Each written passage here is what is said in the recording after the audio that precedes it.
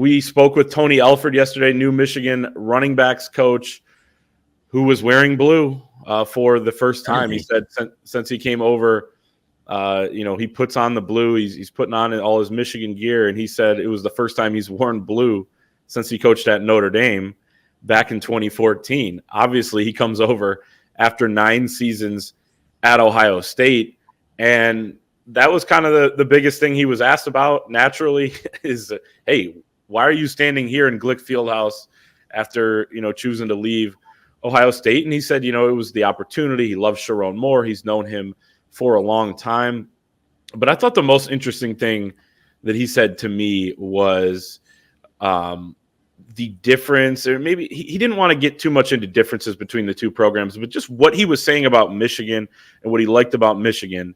And then kind of you couple that with the context of everything we know about Ohio State. But I was going back through it this morning. He said the word toughness 7 different times about Michigan. He talked about the culture, and I asked him, were you able to tell that they had this great culture from the other sideline and watching them on film and preparing for them the last, however many years? And he said, yeah, it was definitely something that was there.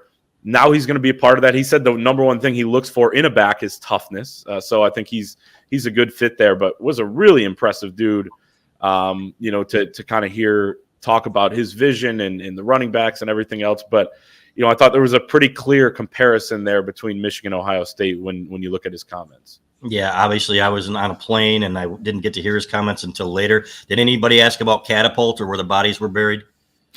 No, that would have been your question, though. That would have been my question. That's okay. Here's the interesting part about that, right? If Ohio State wants to send PIs now and stuff like that, and do some digging into Michigan, and again, Michigan strongly believes that some of this investigation, if not most of it, was really started by Ohio State, and then all they have to do is say, okay, Tony, what do you got? So maybe this gets them to back off a little bit too. Let's be honest. If you haven't thought about that, that's something that kind of interested me. It's like, okay, Tony Alford knows every secret over there in that building. So obviously that's not why they hired him, though. They hired him because he's a great running backs coach and a very good receiver, or a very good recruiter. Even though Ohio State fans are saying, "Oh, I didn't recruit anybody," and EJ Holland has said many times, look at the guys that he's already bringing in and he's already contacting, and of course you have to land them. And of course, it's not up to one guy to do that, fellas. It's up to a good NIL program too. So we'll see what he does. But I love the addition. We told you early on, there was a big name out there that if they land him, boy, this is going to be pretty interesting. And sure enough, here we are. So I think the kids have responded extremely well to him. It sounds like Donovan Edwards has been playing with him a little bit, Clay, and kind of needling him a little bit about 3 straight. He doesn't have any pairs of gold pants, but now he's got an opportunity to get, what is it? Michigan's got a little, I think, a charm that they give out for beating Ohio State now on a necklace, if I'm not mistaken. He has gold pants to be. Yeah, but not in the last 3 years. Yes. So now he can work on getting that charm here, and you know what? If Michigan finds a quarterback, they're going to have a great opportunity, in my opinion. But I like this guy, like the hire, like the staff overall, and I'm excited to see what they do if they get a quarterback. Yeah, the thing that struck me yesterday is that, immediately, obviously, what is the topic that is going to come up first when we talk to Tony Alford for the first time? What led you to Michigan? Why did you leave Ohio State? All of those types of things. So, I've got Buckeye fans in my mentions on Twitter saying like, "Oh, this is typical Michigan media. You have a good football team that you could focus on, but you always got to make it about Ohio State and have some self-awareness." Like this is a big lieutenant of Ohio State football that jumps sides of the rivalry and that is going to be a part of this thing now. And it's not like we're sitting outside the Al Glick Fieldhouse with pitchforks and torches and demanding he come out and give us answers on why he decided to do what he did. Basically, what he said is that it was just time. He had been there for 9 years, admitted that he felt like maybe had even professionally maxed out there. So it was time for another opportunity. And it just so happened Michigan was the opportunity. And now it's interesting that he kind of has that holy trinity, or maybe not a holy trinity, but trinity of Midwest blue blood schools now. And it ain't the one of them is that's true. That's true.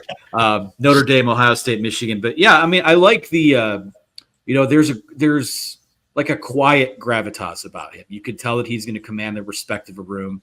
Obviously, he's got a pedigree of developing and recruiting talent. We have multiple stories up on what he said about Donovan Edwards and his running back room and his recruiting philosophy all over at the Wolverine.com. But I was just, I was very impressed, but not surprised, because he's long been one of the best position coaches in college football, and I think Michigan's very lucky to have him. Yeah, and what Chris you were referring to there is apparently Donovan Edwards every day has been saying, "Hey, I've never lost to you, coach." So pretty great, and you can picture Donovan saying it too, which makes it even better. You can hear the voice. Exactly, and so he's got him to work with. And look, Donovan Edwards was a guy he almost landed at Ohio State. He was a guy that they built a connection there. He said, as we know, and as our recruiting reporters over at the Wolverine.com have reported, he's connected with Jordan Marshall, a guy who he actually missed on at Ohio State, but will now coach when Jordan arrives this summer, top 100 running back out of Cincinnati. So, and Micah Kaapana as well, who will arrive this summer. So they've got a lot of talent to work with. A couple other notes is just that he said Kalel Mullings, he's been impressed with him. He's still trying to kind of become a running back and just kind of learn all the ins and outs of the position. But he said Donovan Edwards is bigger and stronger than maybe he thought he was going to be when he was a recruit.